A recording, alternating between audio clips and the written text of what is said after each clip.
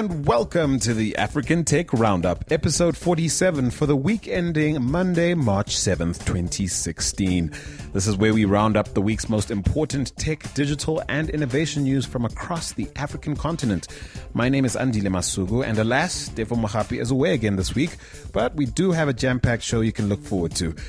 I'm especially excited that joining me a little later on to unpack all the biggest news to come out of the Mobile World Congress 2016 that wrapped just over a week ago is Stuff Magazine South Africa editor Craig Wilson. Stick around for that. Otherwise, if you're listening in for the first time, head over to africantechroundup.com to catch up on all our previous episodes. You can also follow us on Twitter and Instagram for useful news updates and highly opinionated commentary. Our handle on both platforms is @African Roundup. On Facebook, you'll find us at facebook.com/African Tech Roundup. But before we get this show properly on the road, this episode of the African Tech Roundup is brought to you by Audible. Get a free audiobook download and a 30-day free trial at audibletrial.com/African Tech with over 180,000 titles to choose from for your iPhone, Android, or MP3 player. Sign up right away, or at least as soon as this podcast is over, by getting a great book on how technology is changing the world's sociological landscape called Here Comes Everybody, The Power of Organizing Without Organizations by Clay Shirky. Just click through to audibletrial.com/African Tech for your free audiobook. So last week I was lucky enough to hang with two interesting African-American entrepreneurs who are in South Africa on business. Talib Graves-Mans is the entrepreneur in residence with Google for Entrepreneurs and Code 2040 at the American Underground in Durham, North Carolina. Now, Talib is also the co-founder of three startups, Rainbow Me Kids, Point AB, and Life on Autopilot. Now, here's Talib telling me what he reckons sets Code 2040 apart from other initiatives set up to create access, awareness, and opportunities for top Black and Latina engineering talent to ensure their leadership in the innovation economy. Take a listen.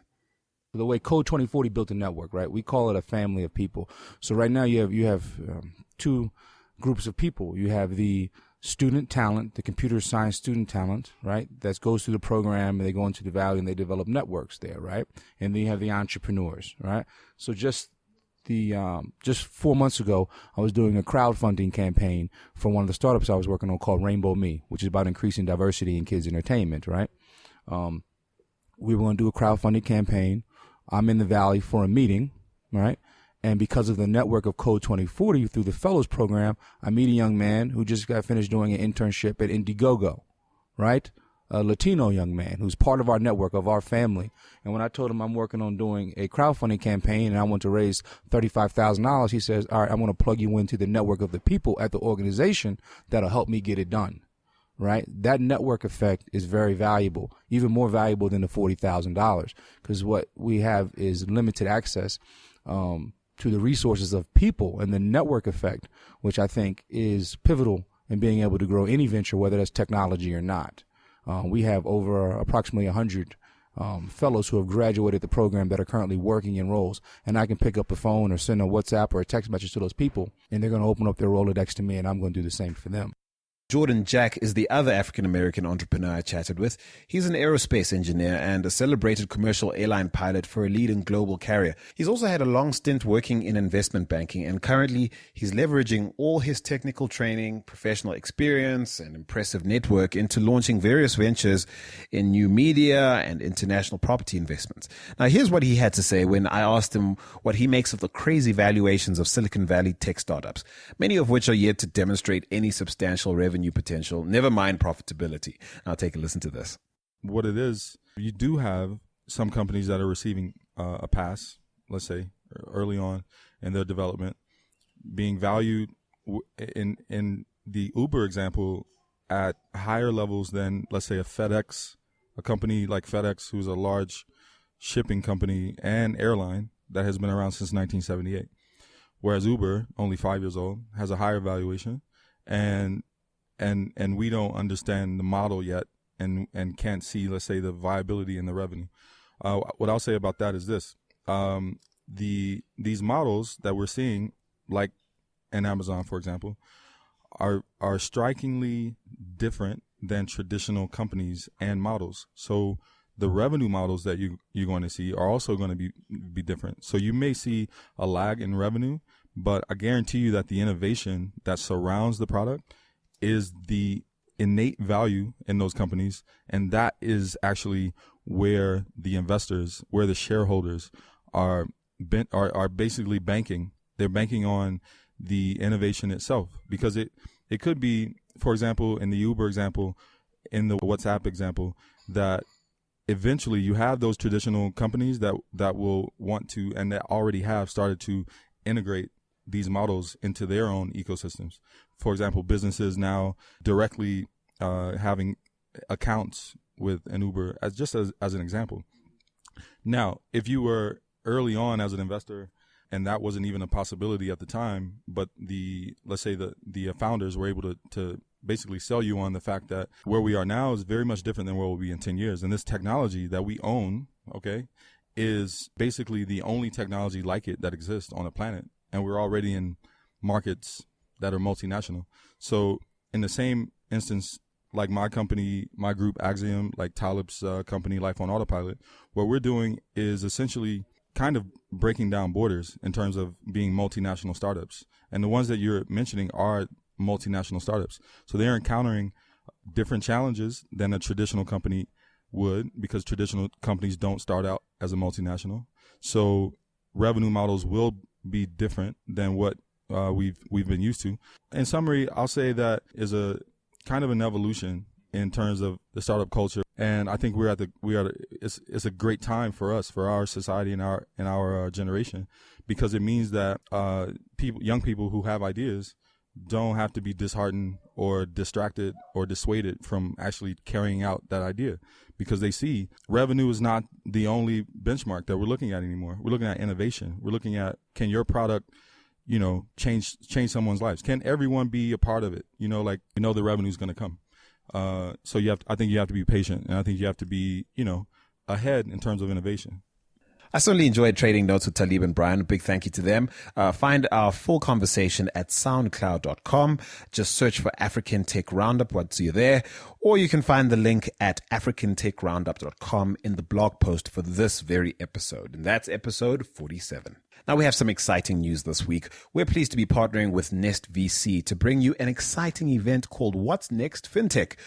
What is that, I hear you ask? Well, how about I let managing partner for Africa at Nest VC, Aaron Fu, give you the low. What's Next is a series that we started 7 months ago. Each month we look at a different sector. We've done financial technology, we've done agri-tech, we've done fashion, and we bring together a whole panel of government, startups, corporates, academics, researchers, to really ask them what they feel is going to come up next in that particular sector. So it's always very exciting when a very different group of people come together to explore a particular vertical. That's right. On Monday evening, March the 14th, 2016, do join us at the What's Next Forum on Finance and Technology in Rosebank, Johannesburg at Standard Bank's Incubator. The lineup includes Elizabeth Rosiello, who's the CEO and founder of Bytes, Sichaba Ngwenya, CEO and founder of Creditable, and Geraldine Mitchley, who's Senior Director of Strategic Partnerships and Emerging Payments at Visa, just to name some. Registration is absolutely free, and for more information, head to our Facebook page at facebook.com/African Tech Roundup, and you'll find all the deets you need, as well as a link to the event registration page pinned right there. Look forward to seeing you. But now it's on to the news. First up, it looks like the .africa domain is finally going to be a thing. This after the generic top-level domain was bitterly contested by the .Connect Africa Trust. Now, this is something we've covered before.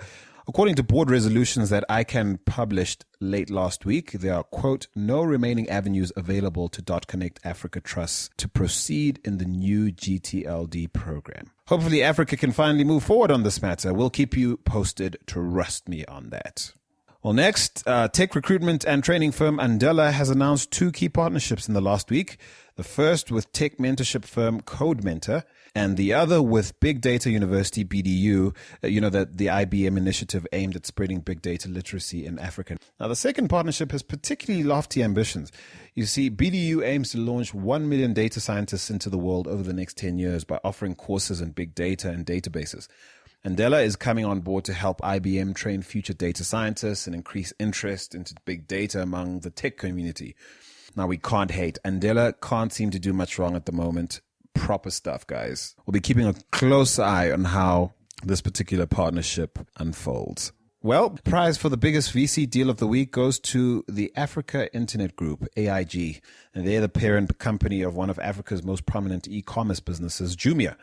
Now, they've secured more than 300 million euro in funding from new and existing investors, including the previously announced funding commitment from the global insurer and asset manager AXA. This round of investment has roped in predictable entities like MTN and Rocket Internet, as well as a new investor, Goldman Sachs, that wants in on the action clearly.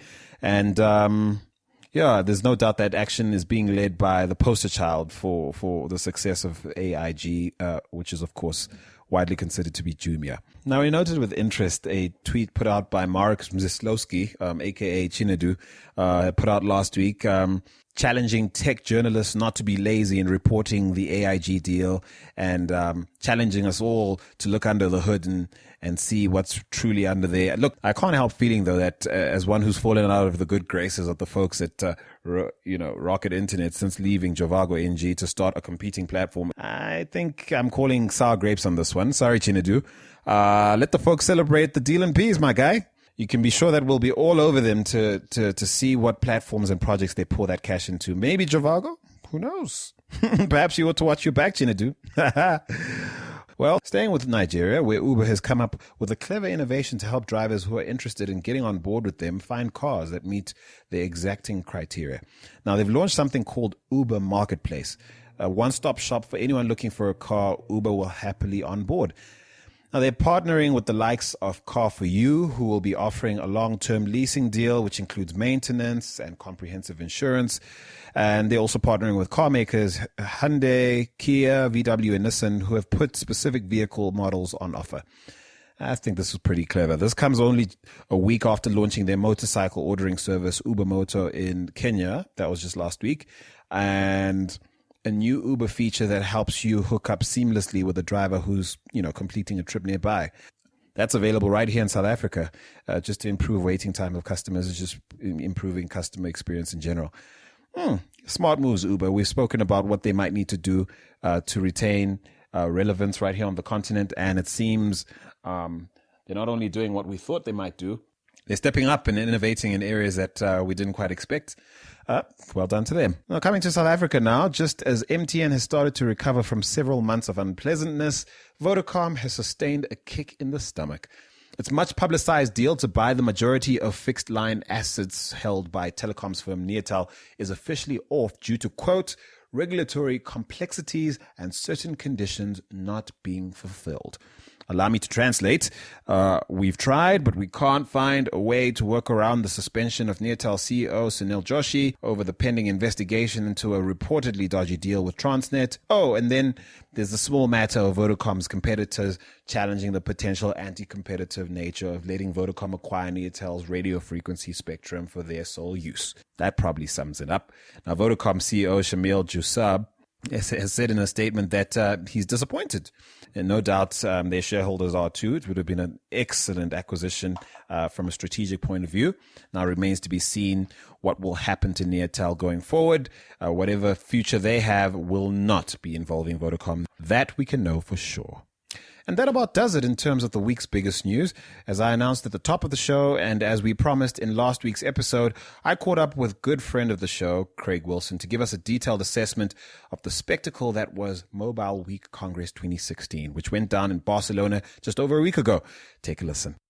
Craig Wilson, editor of Stuff Magazine South Africa. Thank you so much for being here, man. It's only a pleasure. Always a delight. Man, you've been sick, man. What did they do to you in Spain? Yeah, I think it was the transit back through Switzerland and 1 degree and, 400 other people's air on the plane for too long. But I'm feeling fight and fit. That'll do it. So listen, you sent us a clip from Barcelona last week. We've got a sense of some of the things you were excited about at that point, right? And we could hear things in the background. You're on the streets. It sounded really exciting. What was the vibe? So, I mean, Barcelona during this sort of event every year is completely and utterly insane.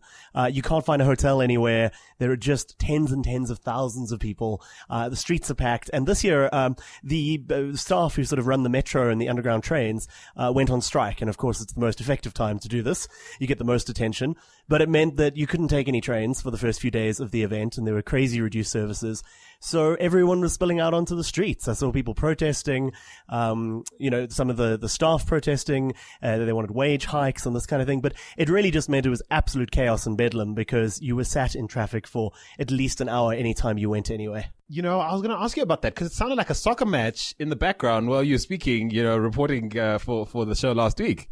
Well, this is it. I mean, there were just sort of hundreds of people chanting in Catalan or Spanish. I couldn't tell. But yeah, lots of noise and lots of bluster. And it's kind of a strange town because when you go there for this, the cab drivers, for example, pretty much all except one I had while I was there refuse to speak English. It's not that they don't speak English, they just choose not to, and they make it very, very difficult. And so not having the public transport working makes it a somewhat less sort of efficient and pleasant experience than usual. But still, we're not there for the transport, we're there to see what the tech had to offer, and of course there was lots there. The tech hubs of the world are probably listening right now going, we're so getting that event coming to our town very soon. So they've got the contract, I believe, till 2020. So thereafter, it may go somewhere else. But the problem is it's gotten so huge that you can't just have it anywhere. You know, it's a bit like CES in Vegas. It's gotten to the point that, I mean, I got the closing mails from Mobile World Congress to say, thanks very much for coming. They said that they had 101,000 people through the doors over the 4 days.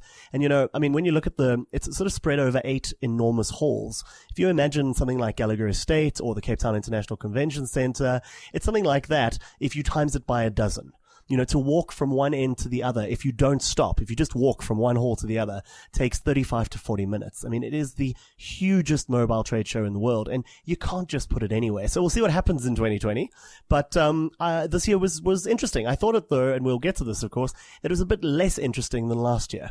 Let's get to that. You've set the scene, the vibe, the importance of this event, because you get events like this in other parts of the world, but I'm getting a sense that this is essentially the World Cup of mobile. And so what do you think? Let's start with what came out totally ahead of everything else in terms of a trend that everyone went, whoa, we'll never forget Mobile World Congress 2016 because of that innovation. So, I mean, this year was all about virtual reality. That was the focus. And it's funny because last year was all about wearables, right? It was all about smartwatches, fitness trackers, that kind of thing. This year, there were some new ones, but they were really, really a small focus. And it's funny how quickly the focus can shift. In just a year, wearables went from being the biggest news to being, just another sort of item that people are updating.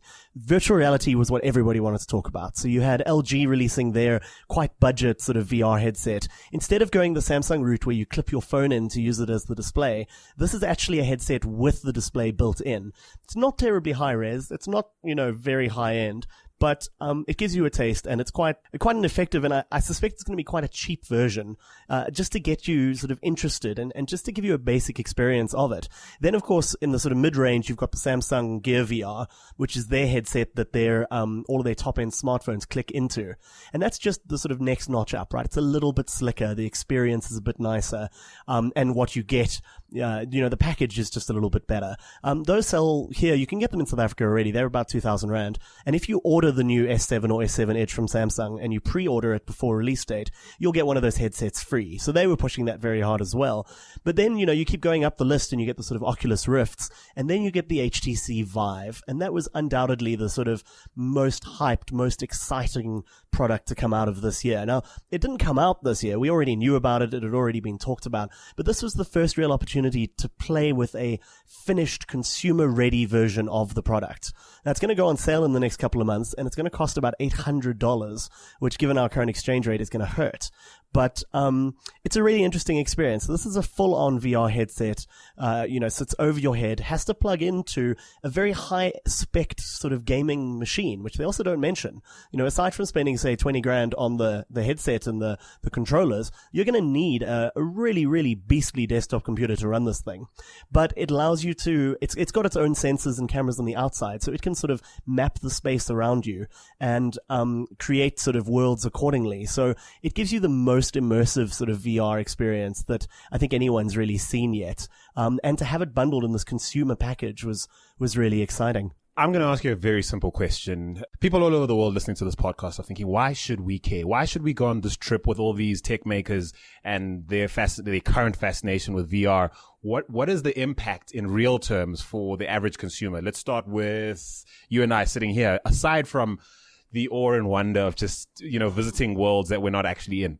So I think that's it. I mean, for most people at the moment, this is just pure novelty, right? It's a gimmicky thing. You go, oh, wow. So I can see these sort of places that are, foreign to me. Or I've seen I got an ad this week from one of the local travel agencies who are trying to use VR headsets to promote locations. So, things like the after school student Kentucky saying like, here, we'll show you, what it looks like at the Parthenon and, some of the sort of spots that you might want to stop on a European tour. But this is the thing. For the most part, it's still very gimmicky. And I think they've got a long way to go before we find the really practical implications of this, things like, or implementations of this rather, things like training, education, simulations, like if you've ever been in one of those airplane simulations that they use to train pilots, I mean, that is this huge specialist piece of gear. It looks like a sort of container on a big arm. I think the potential to cut down the expenses on that kind of thing are fantastic. Like, say, for example, you mixed virtual reality and augmented reality, and you are doing a cross Africa motorcycle trip, and you break down somewhere, and the mechanic can download a sort of manual for your bike specifically, and then get video overlays over your actual bike to say, right, twist this, remove this piece here, look at this, check that it looks like this. I think those kinds of things are really exciting. You just gave me an excellent idea. I can imagine sort of being on an expedition somewhere, I get stuck, I break my leg, or I need to operate on my own belly or something, and I've got this VR machine right in the middle of the mountain somehow and plugged in somehow, and they send me everything I need to know about how to operate on my own liver or something.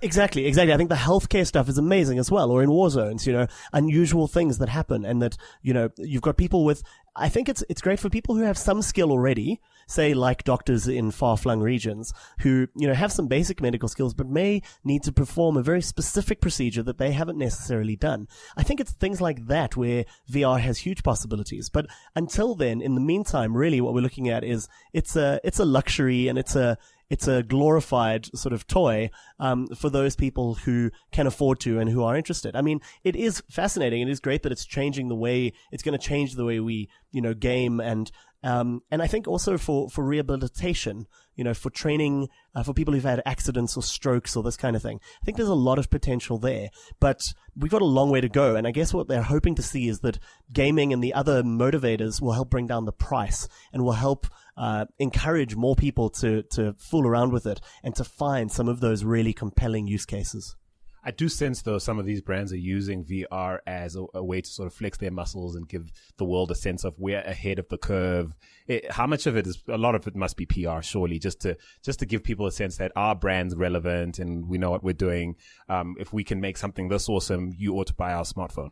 There's a great deal of that, and I think LG in particular. We'll talk about their products quickly. Just so Mobile World actually runs Monday to Thursday, but every year the Sunday has some of its the announcements ahead of time. Now, last year it was all about Samsung. It was all about their S6 and S6 Edge.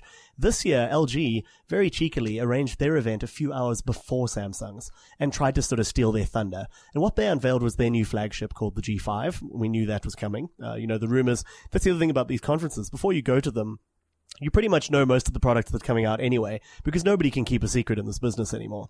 So LG's... Even Apple? Apple just doesn't show up. Apple doesn't bother with conferences like Mobile World or CES. They just refuse and say, no, we don't even need to be there. Which is sure. Yeah, I mean, that's sort of typical Apple for you. But anyway, LG's phone, what they tried to bill as the big selling point was that you can clip the bottom off it. So it's got a sort of modular design. You can pull the battery out, and then you can click the battery onto other fixtures or other additional modules. So you can attach like a camera grip and turn it into a more serious camera, or you can attach a Bang & Olufsen amplifier so that it provides better sound. But at the end of the day, like I played with these things and it was very cool. It was very cool because no one else was doing it. But it also wasn't something that I felt, I'm going to go out and buy this phone because I want all of these additional components. And I think this is often the problem, is that there's this huge drive to do something different and novel, but different and novel doesn't mean we're going to want to use it. Last year Huawei showed off a wristband, like a wearable, that had a Bluetooth earpiece that clicked in and out of it. And sure, no one else showed off anything like it. But I thought we'd all agreed years ago that Bluetooth earpieces are completely ridiculous.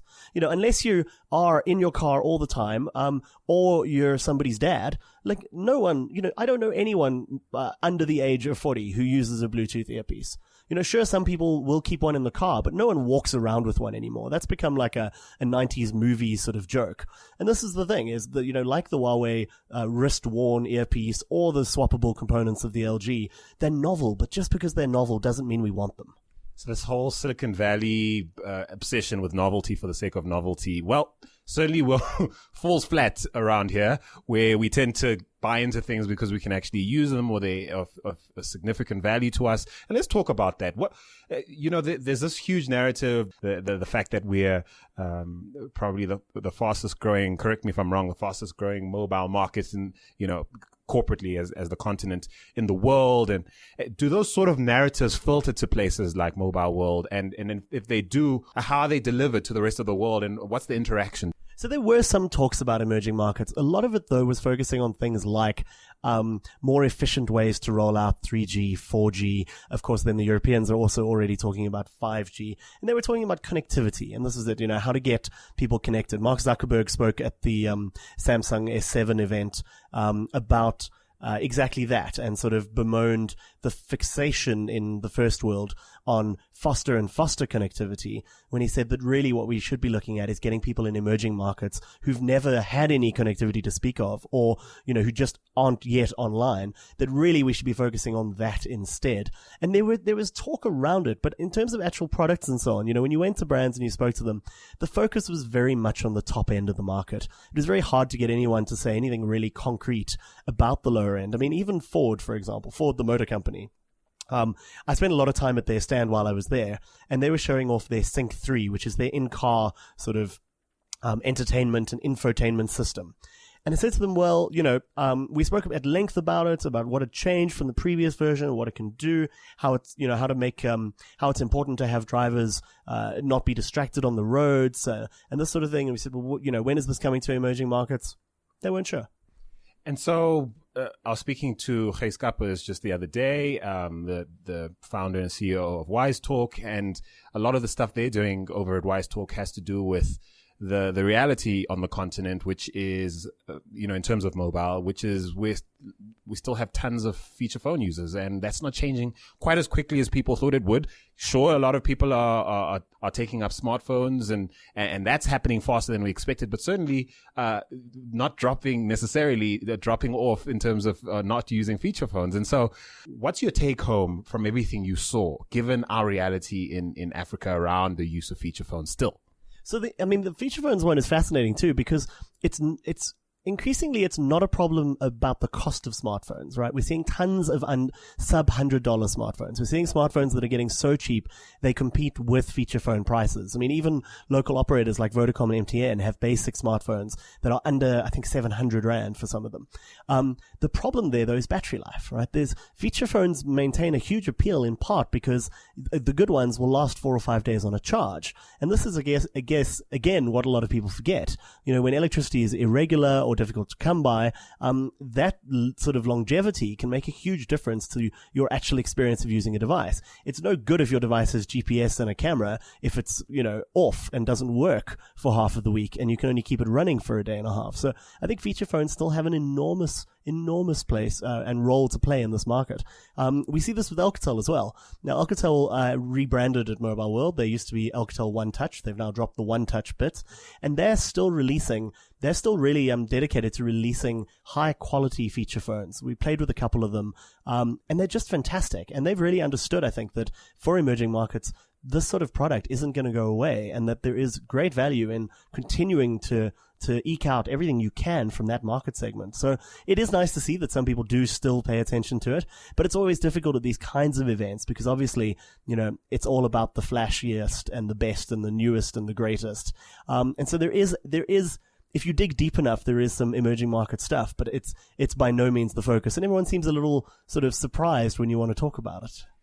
What you just said about Alcatel reminds me of what made Peugeot thrive in the 80s and 90s with their 504, firstly their 404 models and their 504 models, essentially coming to grips with what people actually needed. In fact, such a success that it's rumored that it nearly financially ruined them because the cars were so good, they lasted so long, they were perfectly attuned to the climates they were created for. How much of the efforts around making what people need is limited or stymied by the fact that people or these companies simply just want to make more money doing things or basically milking markets for what they're worth? So that's a huge point, and that's when they came up with a lot of the people I was traveling with. We kept talking about this, saying Apple, for example, even Apple for a long time would have you believe that it was this independent, it blazed its own trail, it did what it wanted, but that's just not the case anymore. It's got to put out a phone every September. That's what shareholders have come to expect. And frankly, I would love to see more of the smartphone manufacturers or any of these sort of consumer electronic brands really taking a step back and saying, we're not going to play this game anymore. We're not going to put out a phone every year. What we're going to do is we're going to put out a phone every 2 years. And we're really going to make sure that when you move from, whatever it is, Model 6 to Model 7, the difference is not incremental. It shouldn't be a case of, even with the Samsungs, with the S7, the joke was that all they've really done is repaired the mistakes they made on the last one, like putting the SD card back in that people got really upset about when they removed it. But the S7 looks like the S6 in the same way that the iPhones, the 6S looks like the 6. I would really, really love to see people taking a step back and saying, let's hold off and let's do really innovative stuff before we bring it to market. Because frankly, a lot of the people I spoke to too are getting, absolute sort of upgrade fatigue. I mean, I've had it myself. I've stopped. I can't be bothered to get the newest iPhone. There is such an incredibly broad array of mid-range Android phones available that it's becoming increasingly hard to justify, particularly in light of the exchange rate, spending 12, 14, 15,000 Rand on a phone. What's that in dollars? Well, that's it, like $1,000 a phone, right? And of course it shifts depending on the month. But I mean, my last iPhone, I bought a 6S, a 6 Plus, the big one. I bought it in the States and it cost me just over $1,000. And at the time, that was, say, 12, 13,000 Rand. When I had it stolen and I got a quote for my local insurer, the quote from the local iStore was 17 and a half. And you're just like, I mean, that's 2 laptops. And 2 laptops is the beginnings of a small business. I just cannot justify it anymore. And a lot of people I spoke to said they felt the same, that there were diminishing returns on spending this much money on a device, that a lot of them were quite happy to buy a Xiaomi, for example. Xiaomi had a presence at the show as well. And I think they're doing really interesting things by building smartphones that are both budget but feel high quality. Huawei, meanwhile, seems to have gone the other way. Huawei for a long time was billing itself as that kind of company, high-end product, low price. Now, frankly, increasingly it feels like it's high-end product, high price. It's just playing in the same sort of market. Sure, they're a bit cheaper than the Samsungs and the LGs and the HTCs, but they're not that real value proposition that someone like Xiaomi offers. And I think you're going to see even, obviously for the execs who have the 500, 600 Rand a month contracts, who just tick it over every 2 years and get the newest phone, that top end market's going to stay the same. But I think a lot of people are becoming a little more sort of price sensitive and going, but am I really getting that superior an experience by paying twice as much for a device? I think the answer is often no. What's the vibe in terms of software development, the app makers for mobile? Because it seems the focus seems to be by the hardware guys. What was the scene there? People like WhatsApp, for example, or I don't know, Truecaller, or what sort of presence do they have at a show like Mobile World Congress? And what do you think they'd be looking to do while there? So some of the companies we saw are the likes of No Roaming. They're a company that lets you use local networks when traveling so that you don't have to pay crazy roaming fees. That's a mixture of sort of hardware and software. They make these soft SIM stickers that go over your existing SIM card, and then everything else is app based. Then there were people like Telegram, who's a WhatsApp competitor. Actually they had a huge party to celebrate the sort of bridging of 100 million users. One of the nights that we were there. And, they were talking up messaging alternatives to WhatsApp. WhatsApp, of course, while this was all going on, or just afterwards, announced that they will no longer be supporting a lot of older devices from the end of the year, notably things running Android version 2 and Android version 3, Nokia's Symbian operating system, but most alarmingly, BlackBerry, and not just older like BB7 devices, but BB10 devices. So, that's going to be a real blow for BlackBerry. Even the things like the Z10 devices that aren't especially old. WhatsApp has now said, look, this is just not worth our while. And it's funny to see software companies having that much sway. Obviously, the great giant of software back in the day was Microsoft, and it showed us just how much clout a software company could have, over hardware manufacturers and how much they are beholden to them. But things like WhatsApp, when you think in 2009, when WhatsApp was really getting going, BlackBerry was the de facto phone, not just in Africa or India or emerging markets, but in developed markets. BlackBerry was the phone to have. And here we are 6-7 years later, and WhatsApp saying there are so few people using these devices, relatively speaking, obviously not in emerging markets, but globally, that they're not going to support it. So on the one hand, you worry that, support falling away for this would be terrible, particularly for a lot of people in Africa who still rely on these devices combined with this service. But I guess what could happen is services like Telegram or Line or WeChat may jump in to fill that gap. It's going to be interesting to see what happens. But the software is absolutely integral, and making things too that can continue to work on both the sort of entry-level device and the top-end device, and provide, perhaps not quite all of the same features, but a base experience that's indistinguishable. I guess this is the challenge for those software makers. I can't help feeling like it's a kick in the teeth of developing markets, a vote towards what we discussed earlier, which is let's not try and change the world unless it helps us make money. It's problematic for me, I think. Yeah, I find it very troubling, and it's curious because it seems to go against WhatsApp, what it said that it stood for in the early days. But I guess once it's been, now it's Facebook owned, perhaps the priorities have shifted somewhat, or perhaps it's just saying this, we do run a business and it's inefficient for us to look after more platforms than necessary. But one has to wonder whether BlackBerry will now continue to fade and continue to shift its focus to Android devices like the recent Priv. It may be the case that by the end of the year, BlackBerry's focus is mostly on BlackBerry hardware running Google's Android software, but we'll have to wait and see. And so what's your sense of who's dominating the scene, Android versus iPhone at the moment? Who comes out of a conference like that? Of course, Apple doesn't. I didn't even realize Apple didn't even attend. Sure, such cheek. But they didn't even attend. So who's winning this battle for the minds of men? So, certainly outside of the first world markets, it's Android by a mile. It's funny, you go to the US, if you go to San Francisco, or you go to New York, or you go to big European cities. I'm often surprised at just how prolific the iPhone actually is. I guess because here it remains so clearly a niche item. Sure, we see plenty of them, but that's because we're involved with people who work in tech, and we're involved with, people who can afford these sorts of devices. But for the most part, Android is leading by far and away. And I think there's also been a great shift in how people feel about it. At least the people I've spoken to. There are a lot of people I spoke to who used to be dyed-in-the-wool Apple fans.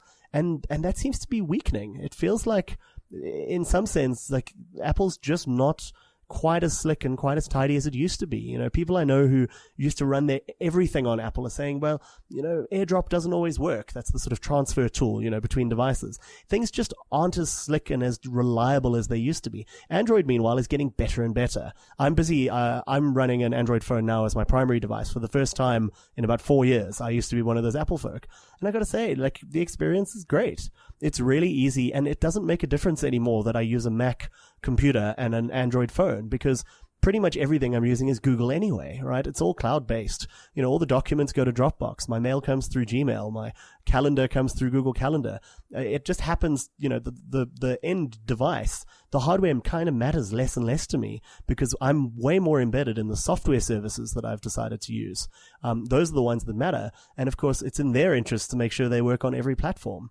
So it's curious to see, how this is sort of shifted over the years. But I do feel like Android, and Apple has lost a little bit of that shine that made it so terribly special. And it's in part because of this pressure to continually push out new stuff. The last version of iOS claimed 180 new features. Now, I'm sure most people couldn't tell you, what 10 of them are. And even then, how many of them are they actually using? And it feels like, they're features for features' sake.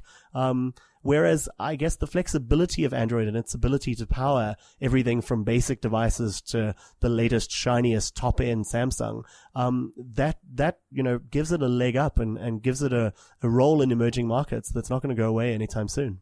Well, it sounds like the democratization of tech that Android offers the world essentially is leading to innovation that outstrips what you might experience having the smartest people in a room in Silicon Valley try and fix something or try and improve something to the point where it's amazing and we all want it. So, listen, what do you guys think? Give us a shout on @AfricanRoundup on Instagram and Twitter. Give us a sense of which mobile trend is tickling your fancy at the moment. I don't know how mobile a trend VR is really, because I can't imagine walking around with these massive things on our heads everywhere. So perhaps that's what tickles your fancy. Perhaps it's something less pretentious, if I could say that. Perhaps it's something that you've used in your corner of the world, anywhere on the continent. Give us a shout and let us know what your sense is of our discussion. You can send us email at hello@africantechroundup.com. On Facebook, we're African Tech Roundup. And of course, you can always leave a message right on the website at africantechroundup.com. Otherwise, thank you so much for joining us on the show, joining me today on the show. Craig, please keep going to Barcelona so we don't have to deal with all those gridlocks and the rest. Absolutely, an absolute pleasure. And I look forward to chatting to you guys again soon. We'll talk as the year progresses and see. I mean, what's amazing is how quickly stuff changes. So who knows what we'll be talking about in 6 months' time, right? I caught that pun though. How quickly stuff changes. That's Craig Wilson, editor, of course, of Stuff Magazine, South Africa. Thanks again. But before we go, once again, today's episode of the African Tech Roundup is brought to you by Audible. They're offering a free audiobook download with a free 30-day trial to give you the opportunity to check out their service. Now, this week, we're recommending a book called Here Comes Everybody, The Power of Organizing Without Organizations by Clay Shirky, with narration by Eric Michael Summerer. It's an examination of how the rapid spread of new forms of social interaction enabled by technology is changing the way humans form groups and exist within them, with profound long-term economic and social effects for both good and otherwise. Get Here Comes Everybody or any other audiobook of your choice for free right now at audibletrial.com/African Tech. That's audibletrial.com/African Tech. Otherwise, that's the week's show. Be sure to listen in again next week. The next episode drops at 9 a.m. Central African Time on africantechroundup.com. All things being equal, therefore we'll be back on the mic with me. But until then, it's cheers from me, Andile Masugu. Peace.